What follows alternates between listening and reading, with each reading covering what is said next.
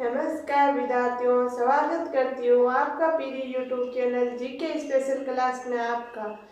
तो विद्यार्थियों, वैदिक सभ्यता या आर्य सभ्यता चल रही है हमारा, जिसमें हम पढ़ रहे हैं वेद में हमने एक वेद पढ़ा है, ऋग्वेद। आज हम पढ़ेंगे यजुर्वेद। कौन सा वेद पढ़ेंगे विद्यार्थियों? यजुर्वेद।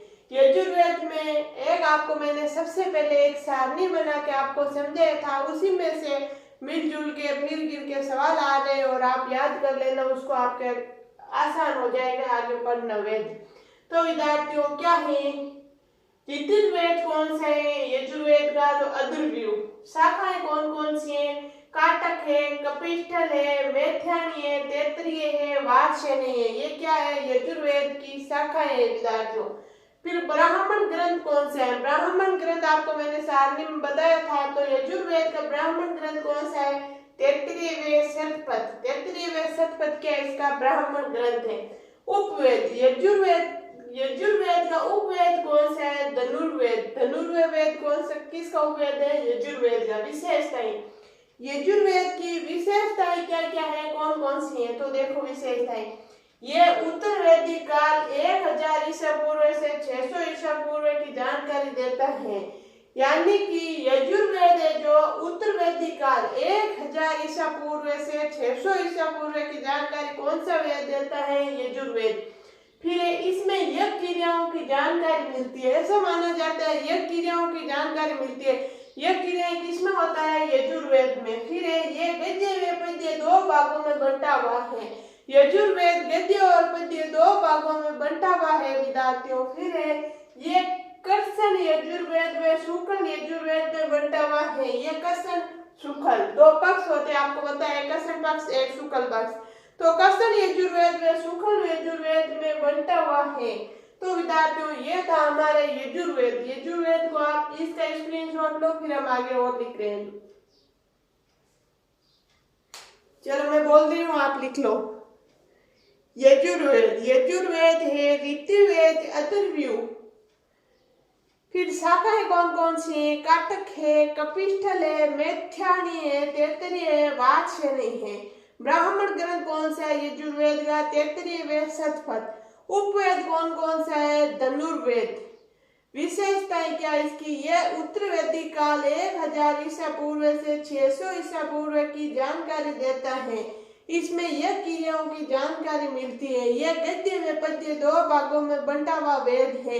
यह कर्षण यजुर्वेद व शुक्ल यजुर्वेद में बंटा हुआ वेद है। तो विद्यार्थियों, यह था हमारा यजुर्वेद। चलो आगे चलते हैं। अब हम स्क्रीनशॉट आपने ले लिया होगा।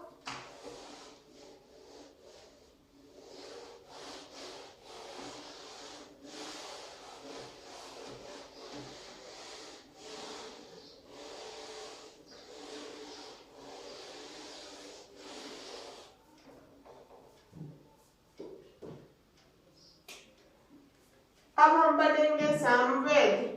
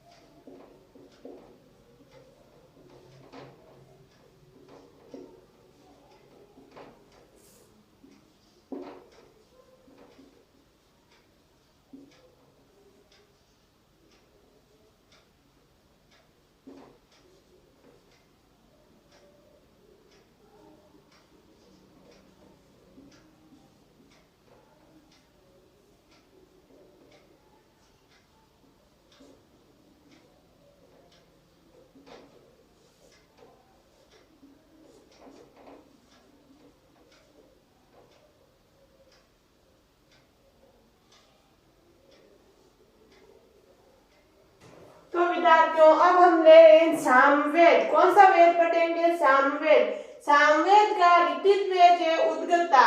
ऋतिक वेद कौन है? उद्गता। शाखाएं कौन कौन सी है? कौथुम, रामायणी, जैमिनी। ब्राह्मण ग्रंथ पंचवीस, षड्वीस, जैमिनी। पंचवीस, षड्वीस, जैमिनी। उपवेद कौन सा है? गंधर्व वेद। गंधर्व वेद उपवेद है किसका है? सामवेद का। इसका स्क्रीनशॉट लो, फिर हम विशेषताएं लिख रहे हैं। ले लिया होगा। चलो आगे चल रहे हैं, विशेषताएं लिख रहे हैं इसकी।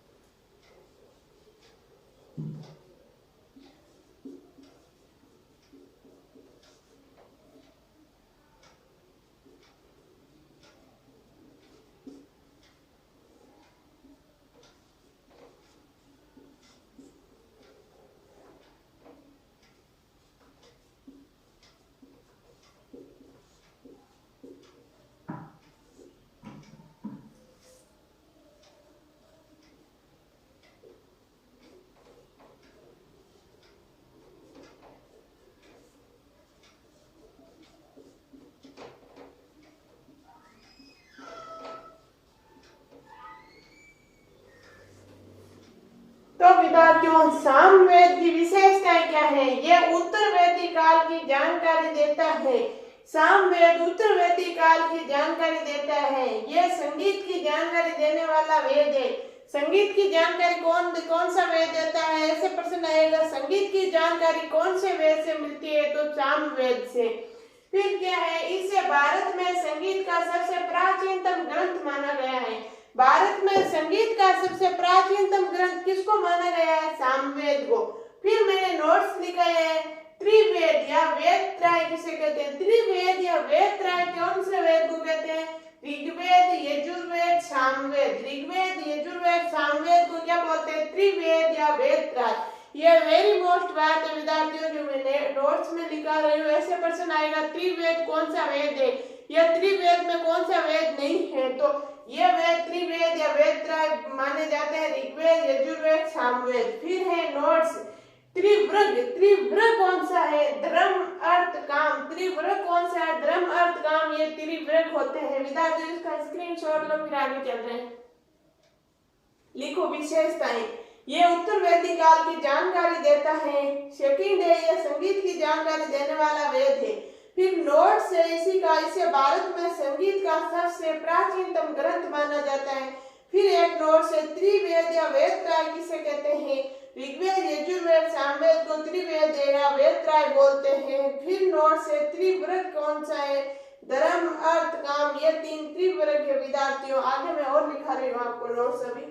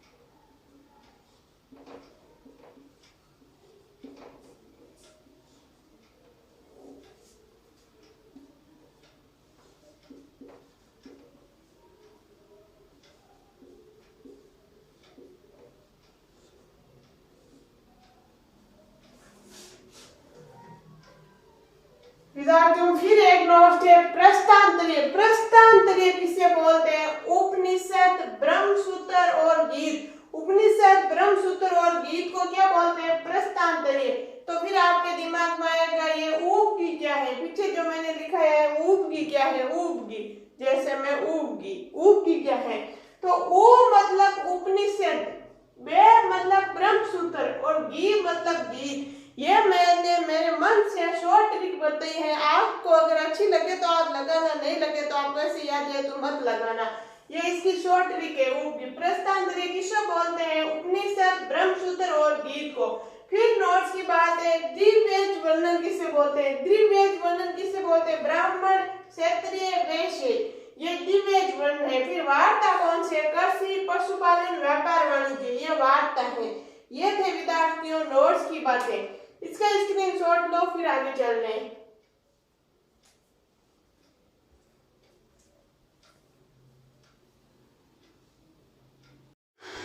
तो विद्यार्थियों आगे हम देख रहे हैं अथर्ववेद। कौन सा वेद, अथर्ववेद। अथर्ववेद में नामकरण अथर्व ऋषि ने रचना की, अतः इसे अथर्ववेद कहा गया। अथर्ववेद क्यों कहा गया, क्योंकि इसकी रचना अथर्व ऋषि ने की है। किसने, अथर्व ऋषि ने की है। फिर अन्य नाम इसका, इस अथर्ववेद का अन्य नाम भी है, क्या है, विशेष वेद, ब्रह्मवेद। विशेष वेद भी कहते हैं इसे, या ब्रह्मवेद भी कहते हैं। तो ऐसे प्रश्न आ सकता है विशेष वेद किसे कहते हैं या ब्रह्मवेद किसे कहते हैं, तो अथर्ववेद को। शाखाएं पीपलाद व शौनक, पीपलाद व शौनक 2 शाखाएं हैं इसकी। ब्राह्मण ग्रंथ कौन सा है, गोपथ, ब्राह्मण ग्रंथ है इसका गोपथ। विद्यार्थियों उपवेद है शिल्पवेद, अथर्ववेद का उपवेद है शिल्पवेद। विशेषता है इसकी, विशेषताएं क्या है, ये उत्तर वैदिक काल की जानकारी देता है। 100 ईसा पूर्व से 600 ईसा पूर्व की, ये 100 ईसा पूर्व से 600 ईसा पूर्व की जानकारी देता है। ये उत्तर वैदिक काल की जानकारी देता है।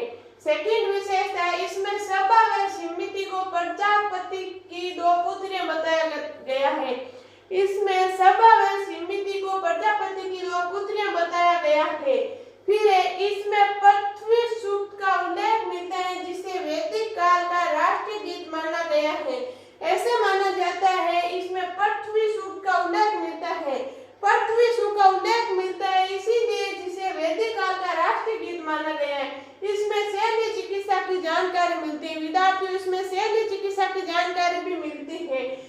जादू टोने का भी उल्लेख है। ऐसा माना जाता है अथर्ववेद वेद में जादू टोने का भी उल्लेख है।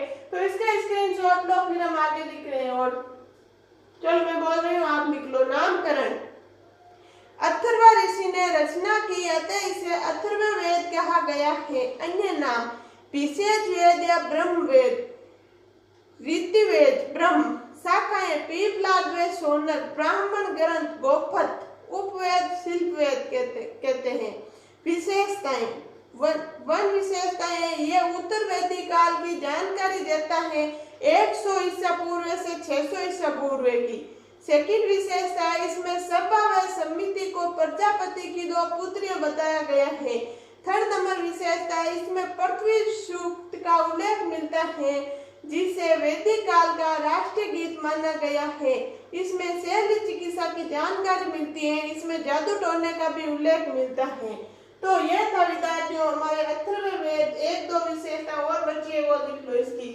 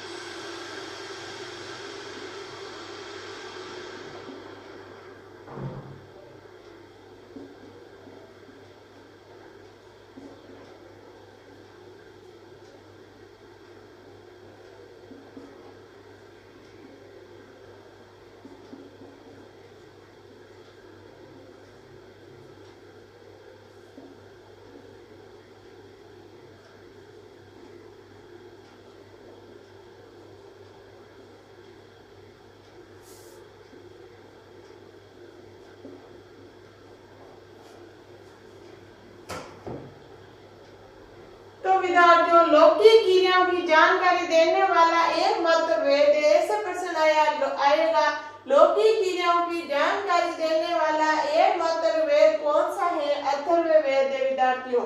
यह एकमात्र ऐसा वेद है जो पारलौकिक जीवन की जानकारी नहीं देता है। यह एकमात्र ऐसा वेद है जो पारलौकिक जीवन की जानकारी नहीं देता है।